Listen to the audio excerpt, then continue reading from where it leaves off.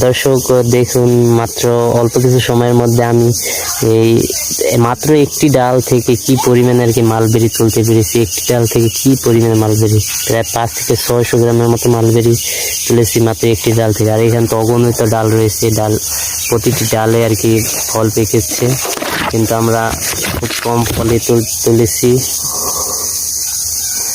এই পরিমাণে মালবেরি। আজকে বিকালে ফল তোলা হবে। দর্শক, এই ফলের অত্যন্ত চাহিদা আপনাকে আমি বোঝাতে পারবো না। তাই এই ফলটি কিন্তু অত্যন্ত চাহিদা। প্রতি কেজি ফল খুচরা 9 থেকে 1000 টাকা বিক্রি করা হয়, আর আমরা তো এটাকে পাইকারি 5 থেকে 600 টাকা বিক্রি করি।